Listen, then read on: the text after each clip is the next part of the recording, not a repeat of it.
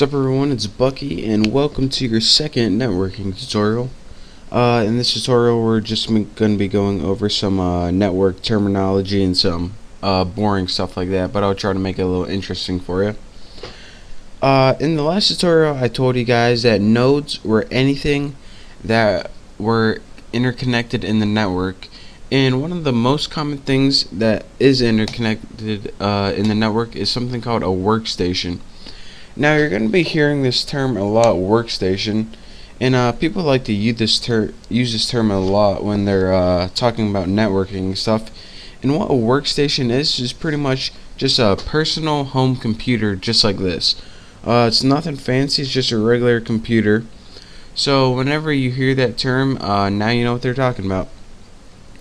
Another term that they're going to be throwing around a lot is something called a client and a host.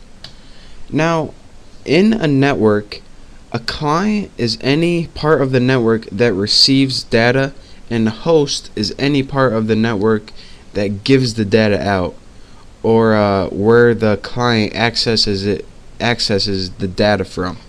So, for example, in this right here, say that this is the host right here. This means that this computer has data on it. And this is the client right here. So what the client would do is go talk to the host and ask for information, and then the host would give the client information. So again, the client gets the data, the host gives the data. So just pretty much like a client and a host, a client gets the stuff, a host gives the stuff. Another thing that you're going to see a lot is something called a server. Now what a server is pretty much it offers a lot of users, different users, access to the same information. So for example, if you have 3 different workstations right here, you can have a server so that all of these workstations can have access to this data. So all of these computers right here can all connect to the server and get information from it. And a website is an example of something that would be on a server. A website would be stored right here, and all of these computers can see all of the information on the website. So again, this thing right here is called a server, and these are called workstations. So we can move on to the next concept after that.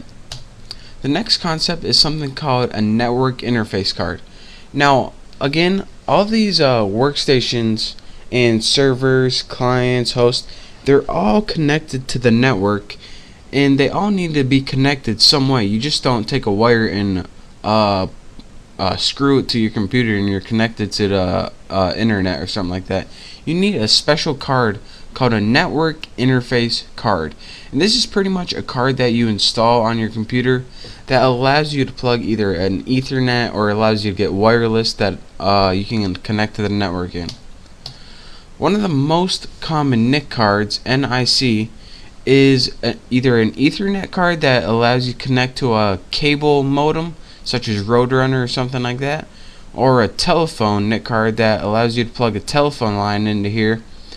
And also another common one is a wireless card. Now all of these cards you can just plug into a slot on your computer, and these will allow data from different networks to show up on your computer. So again, that's called a NIC card, and a NIC card allows you to connect to a network. You can't connect to a network without a NIC card.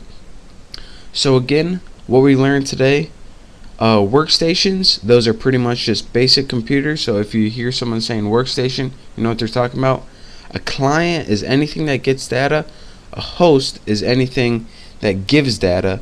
A server is pretty much anything that offers a lot of users access to this information. And you need to connect through any of these using a NIC card, and that stands for Network Interface Card.